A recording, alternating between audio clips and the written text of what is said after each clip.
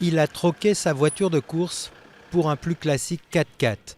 Mais cet ancien pilote amateur reste un mordu de sport mécanique, à tel point qu'il a décidé il y a 11 ans d'en faire sa marque de fabrique. On a le centre de la pièce en titane, les deux couronnes qui sont avec les trous en inox et vous avez le protège-couronne qui reprend la forme d'un étrier de frein, ce qui nous donne une montre qui ressemble à un disque de frein. Dans sa manufacture de montres tout à son effigie, la Formule 1 est en embuscade derrière chaque étape de production. Ici, tout est fabriqué sur place, du boîtier au mécanisme en passant par la cinquantaine de vis nécessaires pour assembler chaque montre. Pas de place à l'erreur dans ce temple de la précision où la loupe est omniprésente.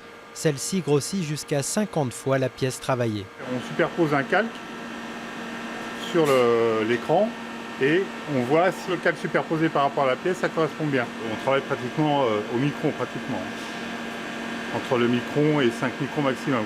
Et on travaille surtout le sur-mesure. Chaque client peut commander sa couleur d'aiguille, son boîtier et son cadran. Il lui faudra juste être patient. BRM et ses 21 salariés plafonnent à 2000 montres par an quand les géants suisses de l'horlogerie en produisent au moins autant chaque jour.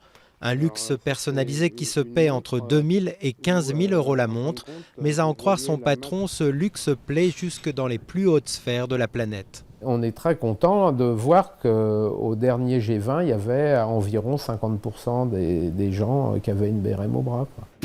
Très content aussi de leur label Made in France, alors quand le client ne réclame pas de graver le numéro de son châssis de voiture ou un mot doux pour sa femme, c'est un cocorico que l'on inscrit pour toujours au dos du boîtier.